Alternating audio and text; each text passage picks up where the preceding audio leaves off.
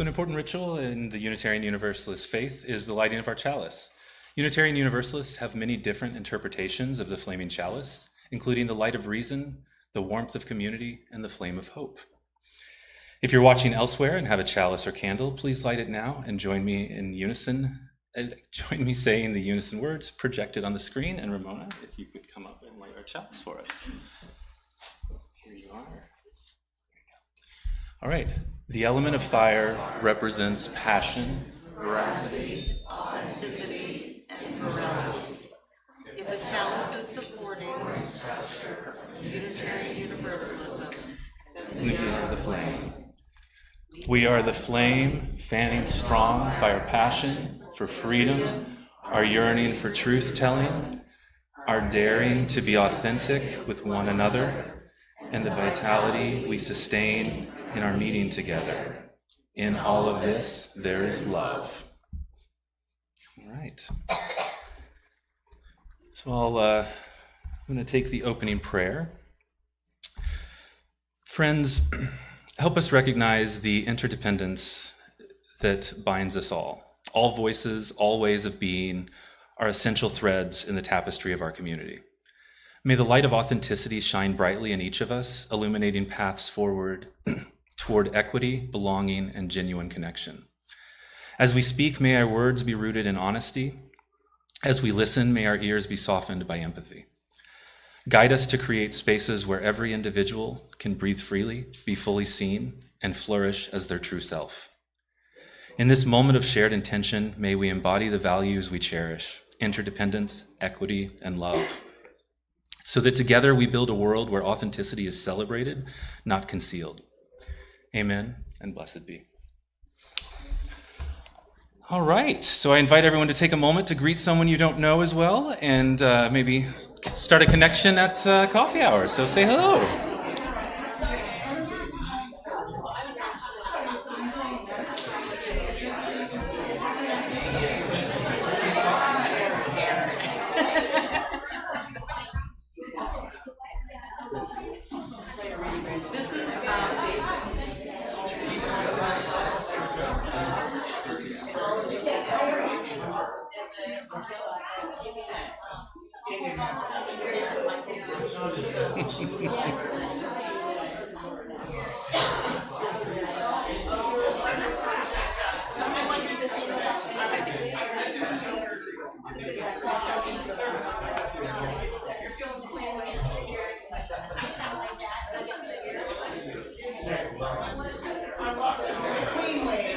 All right, everyone.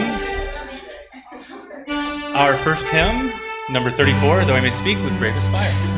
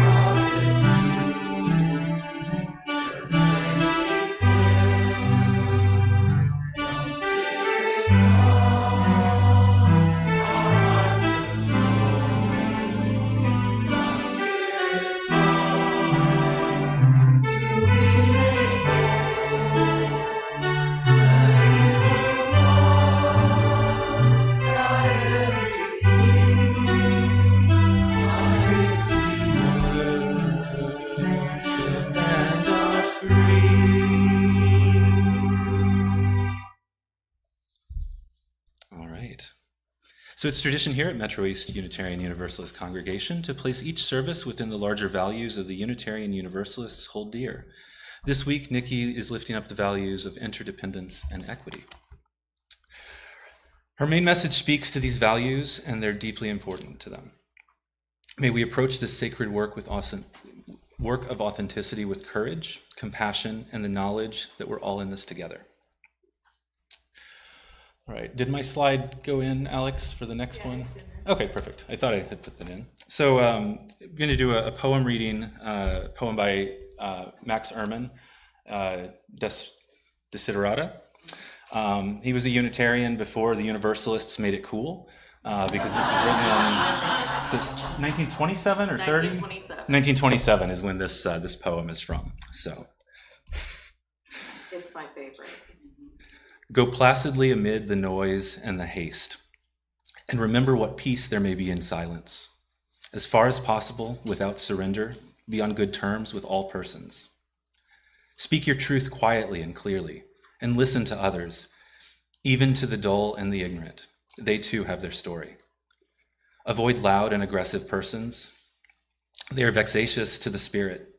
If you compare yourself to others, you may become vain and bitter, for always there will be greater and lesser persons than yourself. Enjoy your achievements as well as your plans. Keep interested in your own career, however humble. It is a real possession in the changing fortunes of time. Exercise caution in your business affairs, for the world is full of trickery. But let that not bind you to what value there is. Many persons strive for high ideals, and everywhere life is full of heroism. Be yourself, especially do not feign affection. Neither be cynical about love, for in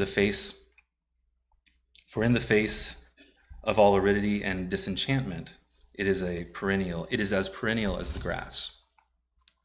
Take kindly the counsel of the years, gracefully surrendering things of youth. Nurture strength of spirit to shield you in sudden misfortune, but do not distress yourself with dark imaginings. Many fears are both of fatigue and loneliness. Beyond a wholesome discipline, be gentle to yourself. You are a child of the universe, no less than the trees and the stars. You have the right to be here. And whether or not it's clear to you, no doubt the universe is unfolding as it should. Therefore, be at peace with God, whatever you conceive them to be. And whatever your labors and aspirations in the noisy confusion of life, keep peace in your soul. With all its sham, drudgery, and broken dreams, it's still a beautiful world. Be cheerful. Strive to be happy. I think that goes well into our next part of Joys and Sorrows. So as part of our weekly worship service, we take time for the expression of joys, concerns, and sorrows.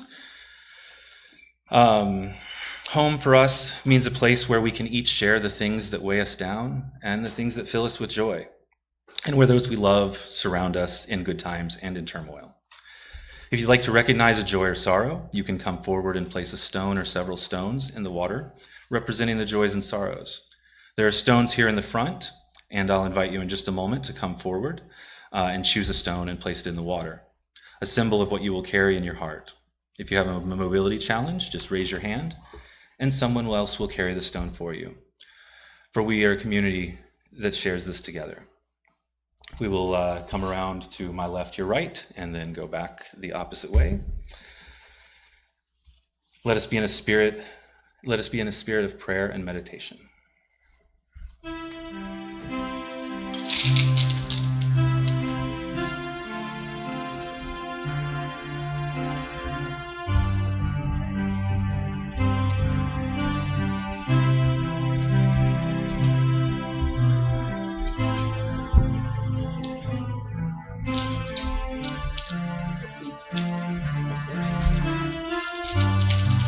Down the world.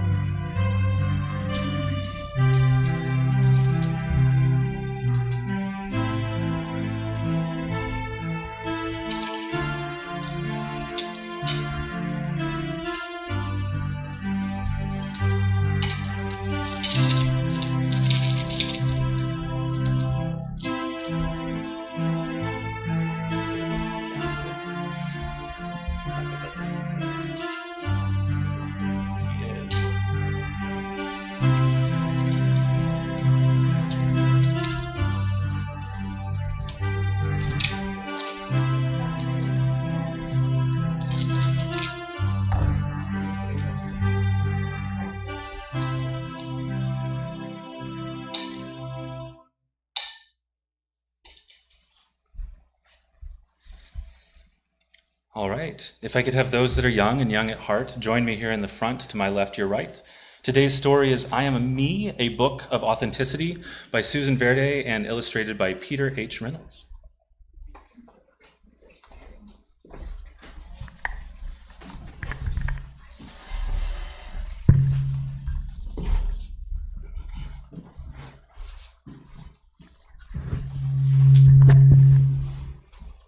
Sorry, Alex.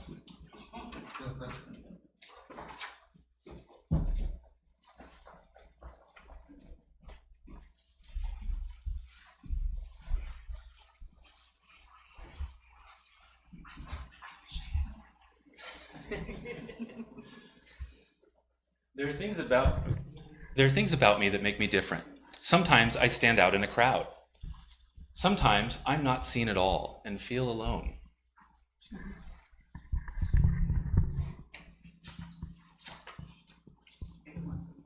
I start to ask myself, why can't I blend in, fit the mold?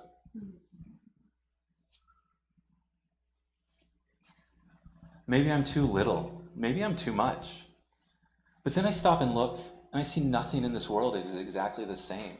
Difference is what makes life beautiful and miraculous.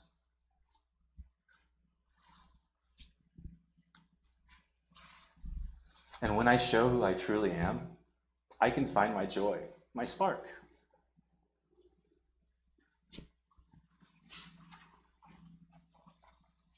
I have something to contribute. I can't hold back or hold it in. I am someone to be celebrated. I am me.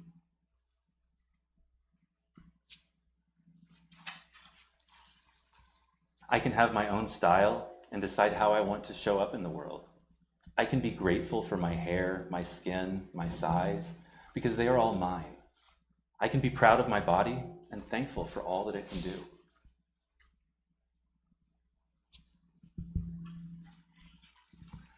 I can embrace that I am perfectly imperfect, because that is what makes me interesting.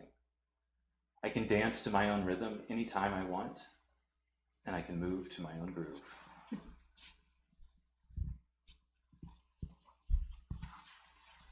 I can learn from others who express themselves with confidence, even when it's hard. I can be a role model for someone who's afraid to show their own true colors.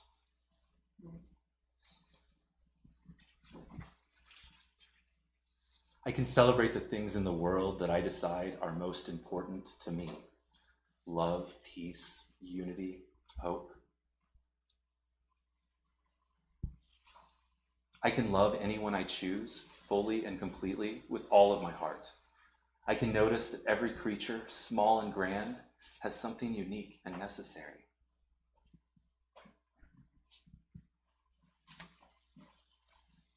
I can know that community, connection, and acceptance exist, and I will find them.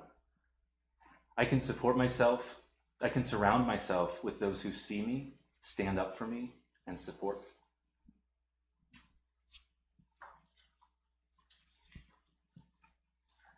I can be okay knowing not everyone will understand me because I have love for myself.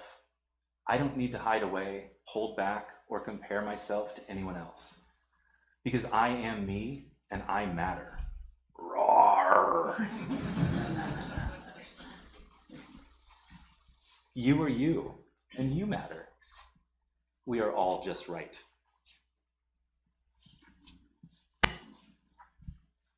Beautiful and miraculous, exactly as we are.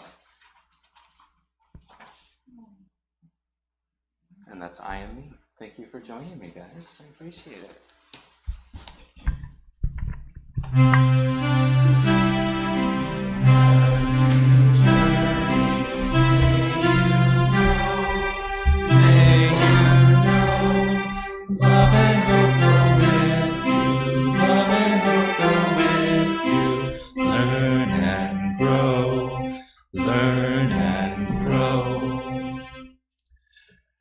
Next hymnal is number 86 in the Gray Hymnal, Blessed Spirit of My Life.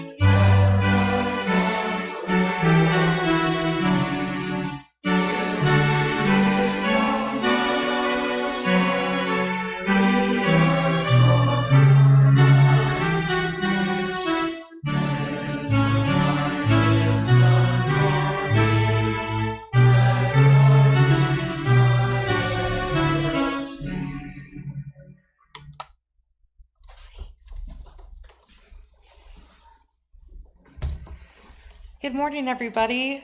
I'm so glad that you're all here. My name is Nikki, but you may know me as Vinny's mom. I'm incredibly nervous, but one of my values is courage, and courage doesn't mean being fearless.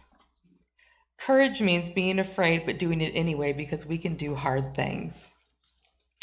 We're going to talk a lot about values today while I describe what being autistic has taught me about living an authentic life. I'm going to focus on the UU values of interdependence and equity this morning. And I know you've gone over some neurospicy topics in the past because I watched the services online.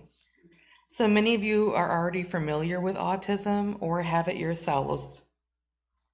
Autism is a spectrum, which means that everyone's experience is different. So everything I'm about to describe today is just my own personal experience.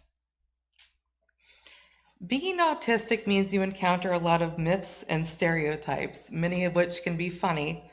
So please know that we do, in fact, have a sense of humor. One myth I've heard is that we're cold or we don't have empathy, and nothing could be further from the truth. Many of us have an overdeveloped sense of empathy, so we're overwhelmed by your feelings. The problem is that I have a flat affect, which means my face doesn't really express my emotions and my voice doesn't really vary in its tone. When people think of autism, they typically think of children, but we also grow up, get jobs, have families, and drive cars. Some of us even serve in the military. Since it is a spectrum, I have serious deficits in some areas, but wonderful strengths in others. And if someone offered me a pill to immediately cure my autism, I wouldn't take it. Autism is just a different operating system. And this is where the interdependence comes in. Because if we recognize and celebrate our differences, we can work together in amazing ways. So if neurotypicals are PCs, I'm just a Mac, and I'm a few updates behind. It's all about how our brains make connections. So instead of going from A to B, the autistic brain branches out and makes weird connections between seemingly unrelated topics. So sometimes it takes me a bit longer to process what you're saying, but I guarantee I'll have a creative take on it when I do get back to you. Because of the way I make connections, I have what's called enhanced pattern recognition. This made it much easier for me to learn languages in the military. So in some ways, autism is my superpower. But in other ways, the operating system has some bugs. One of the quirks that I have is called facial blindness, which means, well, it's not confined to autism. Anybody can have this. But it is a feature of autism, and it means I have to meet you a couple times before I recognize who you are. So if I run into any of you in the grocery store, I'm not going to know who you are. So you just have to tell me I'm from UU, and then I'll know. So what does autism have to do with living an authentic life? If you're going to thrive in the neurotypical world with autism, you have a few options. You can either be authentically autistic, or you can do what's called masking. Masking is where you suppress your autistic traits to fit in. In short, we all wear masks. We act differently in professional settings versus being at home or hanging out with our friends. We bury the less than desirable parts of ourselves so that people will think we're different than what we really are. We work to impress our dates, friends, bosses, social media, and our parents. Some masks are necessary, like using your customer service voice at work. But a lot of the time, we grow attached to those masks, and they keep us hidden away when it's not necessary. We grow attached to a certain version of ourselves, and it's really hard to drop that mask. Masking, or hiding your authentic self, leads to a variety of problems, including substance abuse, eating disordered behavior, detachment and dissociation, adherence to rigid rules or belief systems, and fawning or compulsive people pleasing. It can also cause depression and anxiety, insomnia, feeling overwhelmed, and exhaustion. So, in short, it's really costly to pretend to be something that you're not. Unmasking your authentic self is like Jesus' Sermon on the Mount when he said, "Let your light shine." Specifically, he said, "Let your light shine before men, that they may see your good works." To me, unmasking involves being your authentic self before others, that they may know you and see you for who you really are. When you bury your flame, no one else can see your light. And if you keep it buried, eventually your light doesn't get enough oxygen and it dies off. And my light has died off a few times. So know that if it happens to you, you can relight your candle. But just know, when you relight that candle, it's going to be super bright and everyone's going to be able to see it. So how do we go about unmasking and living authentically?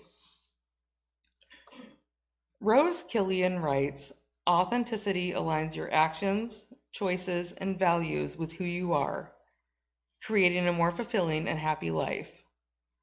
Committing to authenticity will naturally begin the unmasking process." So we unmask when we live life according to our own self-defined value system.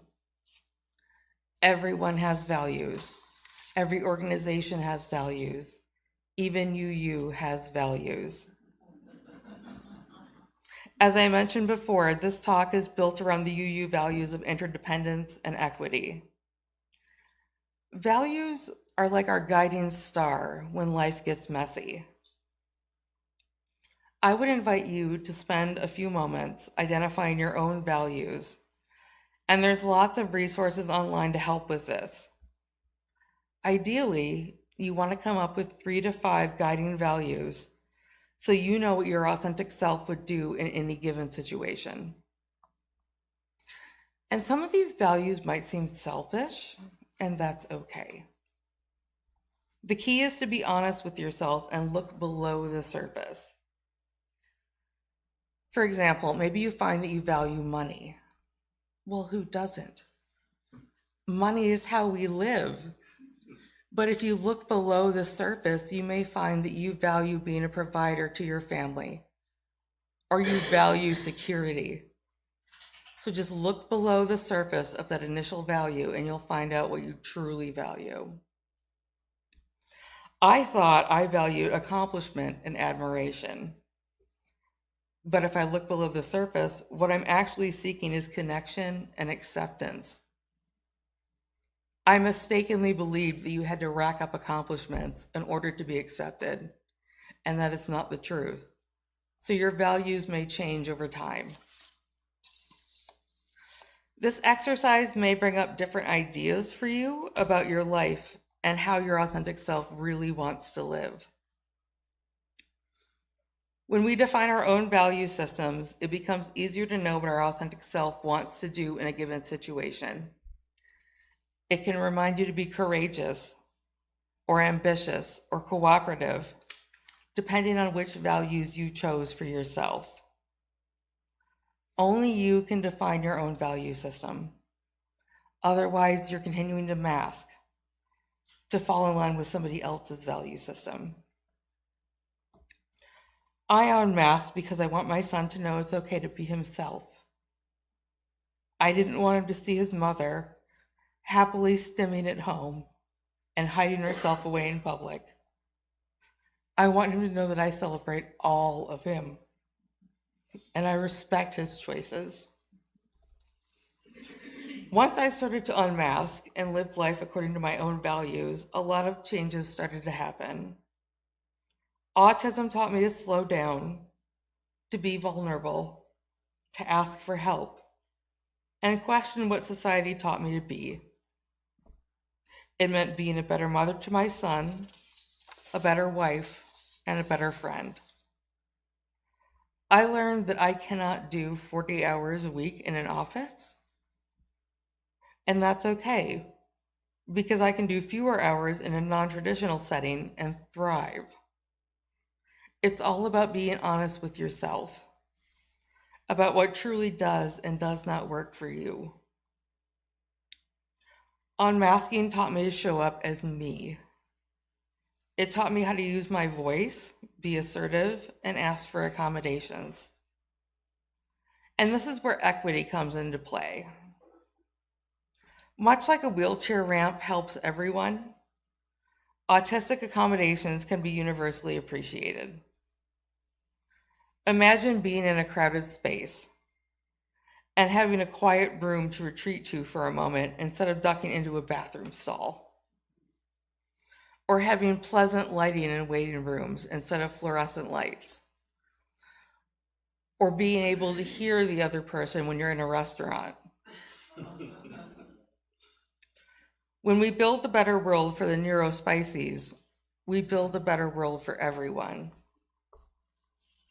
So if you want to live a more authentic life, begin to unmask and define your own value system. Get honest with yourself and begin to identify your preferences. Begin to say no to activities and people that don't align with your goals and desires, because it will allow you to say yes to those experiences that bring more joy and contentment into your life. So to close today, my message to you is this: let your light shine so that your tribe can find you. Be your authentic self and live according to your own value system so that you can find the people who align with what you want in your life.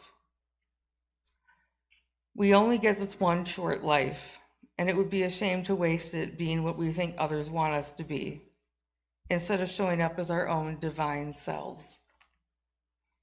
And so I thank you for showing up today, and I really hope you have a blessed week.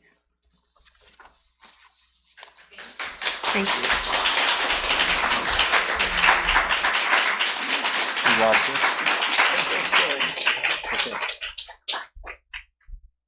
All right, our next hymn was written especially for Nikki's message.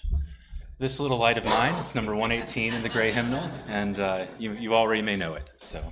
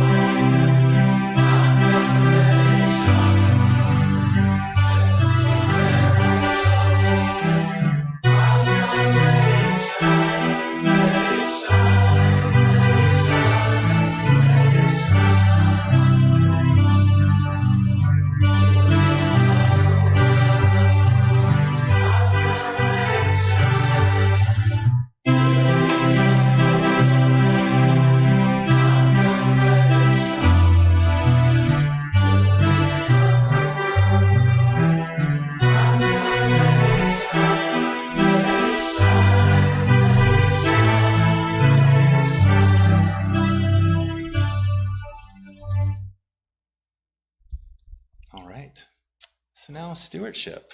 As Brian passes around the offering basket, thank you, Brian, since I just asked you. I really appreciate it. I offer this gentle reminder that this community of faith is supported only by our giving. However, if this is your first time here, you're not obligated to give, as we want to give this service as our gift to you. Stewardship is more than just financial donations. It's about donating time and talent to help our church. If you can't write a check, please help our church survive and thrive by offering your time to help make coffee, bring snacks or delicious flavors for coffee, serve as an usher, serve in other committees such as helping with worship on occasion. Please donate as you can with your time, talent, and or treasure. All of these are needed for our church to prosper. Also, if you give cash, please fill out a form so that we know who would be able to be eligible to vote.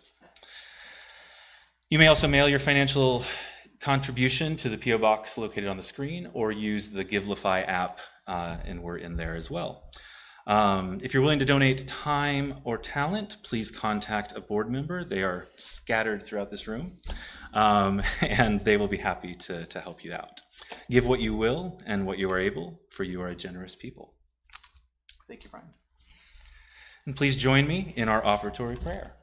May this offering equip us to inspire love and seek justice.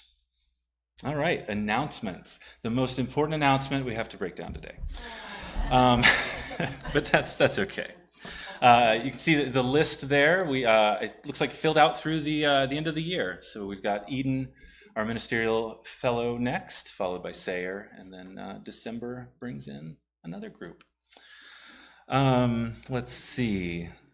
Next Sunday, Eden will be speaking on, this week is Trans Awareness Week, and he will be speaking on Trans Day of Remembrance and the National Day of Mourning. Choir practice, is that today as well? Okay, so that'll be at around 11:15 to 12:15. It's pretty fluid based on timing. And if you want to receive the newsletter or weekly flyer, please fill out a visitor card near the front door, and Mary will make sure that you get on that list. There's also name tag forms. If you'd like a name tag, please fill that out, and eventually the person that makes the name tags will make them and bring them in for you. All right, let's see. The Oasis Women's Center is requesting our support this Christmas season in providing gift cards for mothers and their children associated with the Oasis Center. I guess years ago, COVID they switched to a gift card model, and it works well. So that's something that they're continuing. And Robin, are you the person to talk to if someone wants to donate, or they go direct?